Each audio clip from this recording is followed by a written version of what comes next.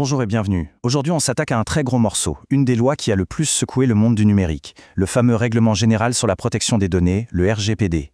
C'est un texte européen, mais son onde de choc, elle, a été mondiale. Il a complètement rebattu les cartes pour quiconque touche de près ou de loin à des données personnelles. Au fond, tout part de cette question, qui est hyper simple et en même temps incroyablement complexe. Qui a vraiment la main sur nos données?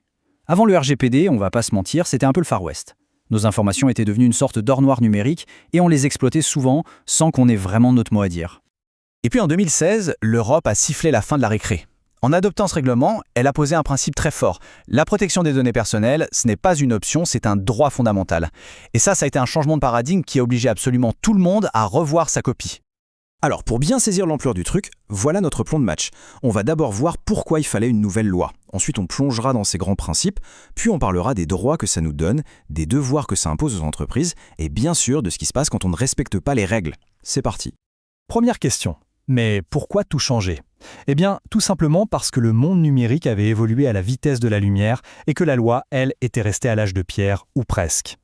Faut s'imaginer, la directive précédente datait de 1995. L'Internet d'alors n'a rien à voir avec celui d'aujourd'hui. En plus, chaque pays européen l'appliquait un peu à sa sauce, ce qui créait un casse-tête juridique monstrueux. Le RGPD est donc venu mettre de l'ordre avec un seul et même règlement pour tout le monde. Un cadre beaucoup plus clair et surtout beaucoup plus protecteur. Bon, maintenant qu'on a le contexte, entrons dans le cœur du réacteur. Le RGPD, ce n'est pas juste une liste d'interdits. C'est d'abord une philosophie qui repose sur quelques grands principes. C'est vraiment la fondation de tout l'édifice. Mais juste avant, un petit point essentiel. C'est quoi une donnée à caractère personnel? Attention, c'est bien plus large que ce qu'on imagine. Ce n'est pas juste un nom ou un email. Ça peut être une adresse IP, un identifiant de cookies, des données de géolocalisation.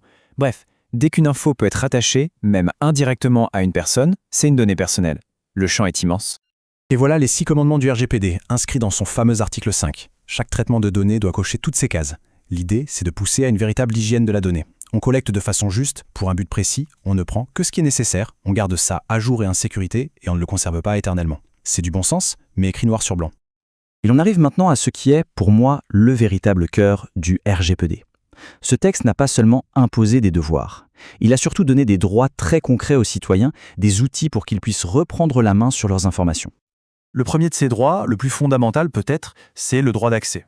C'est tout simplement le droit de demander à n'importe quelle organisation « Dites-moi, quelles infos vous avez sur moi et à quoi elles vous servent ?» Et l'entreprise est obligée de répondre et de fournir une copie de ces données. Logiquement, si en regardant ces données, on s'aperçoit qu'il y a une erreur, une adresse qui n'est plus la bonne, un nom mal orthographié, on a le droit d'exiger que ce soit corrigé. C'est essentiel pour garantir que les fichiers des entreprises sont non seulement légaux, mais aussi exacts. Ah, le voilà, le fameux droit à l'oubli. Il a fait couler beaucoup d'encre. Il permet dans certains cas de demander la suppression pure et simple de ces données, par exemple si elles ne sont plus utiles pour l'objectif initial ou si on retire son consentement. C'est un levier très puissant pour gérer son empreinte numérique. Celui-là, il est vraiment malin. Le droit à la portabilité, c'est comme le droit de pouvoir déménager ses données. On peut demander à récupérer toutes ces infos d'un réseau social ou d'une banque dans un format standard pour les emmener chez un concurrent. Ça évite d'être prisonnier d'un service et ça favorise la concurrence. Ok, on a bien vu les droits qu'on a en tant qu'individu. Maintenant, on passe de l'autre côté du miroir. Pour que ces droits soient réels, il faut bien que les organisations aient des devoirs très stricts. Et le RGPD ne les a pas oubliés. D'abord, le règlement clarifie les rôles. Il y a le responsable du traitement, celui qui décide pourquoi et comment on traite les données, et le sous-traitant qui exécute le travail pour le compte du premier. On peut voir ça comme le client et le prestataire. Mais attention, les deux ont des responsabilités et en cas de pépin, la facture peut être partagée. Le vrai changement d'esprit, c'est que le RGPD demande d'être proactif. Fini de réagir après la catastrophe. Il faut penser à la protection des données dès la toute première ligne de code d'un projet, c'est le fameux Privacy by Design. Et il faut documenter, prouver qu'on fait les choses bien. Et puis il y a cette règle qui a fait transpirer pas mal de monde, la notification en 72 heures. S'il y a une fuite de données, pas le temps de cacher la poussière sous le tapis. L'entreprise a 3 jours maximum pour prévenir l'autorité de contrôle, comme la CNIL en France. Ça impose une transparence et une réactivité totale. Tout ça, c'est bien beau. Mais on le sait, une loi sans sanction, ça ne sert pas à grand-chose. Et sur ce point, le RGPD n'a pas fait dans la dentelle. C'est même ce qui a fait sa réputation. Il a de vraies dents. C'est la question à plusieurs millions d'euros. Et ce n'est même pas une métaphore. Avant le RGPD, les amendes étaient souvent symboliques. Après, Disons que la réponse est devenue beaucoup plus douloureuse financièrement. Voilà le premier chiffre qui fait réfléchir. Pour les violations les plus sérieuses, les amendes peuvent monter jusqu'à 20 millions d'euros. C'est une somme qui, déjà, peut mettre en difficulté pas mal d'entreprises. Mais c'est cette deuxième partie qui a vraiment tout changé.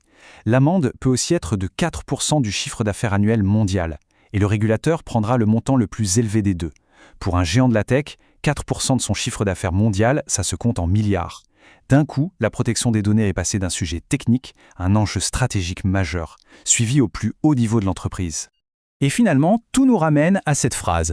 Le RGPD, ce n'est pas juste un règlement technique et bureaucratique. C'est la concrétisation d'un principe fondamental de l'Union européenne, une valeur inscrite dans le marbre de sa charte. Alors, plusieurs années après, quel est le bilan ? Le débat est toujours aussi vif. Une chose est sûre, le RGPD a mis un énorme coup de pied dans la fourmilière. Il a renforcé nos droits et responsabilisé les entreprises. Mais dans une économie où la donnée est la ressource la plus précieuse, est-ce que ça suffit à vraiment rééquilibrer la balance du pouvoir ? La question reste ouverte et elle va continuer de définir notre futur numérique.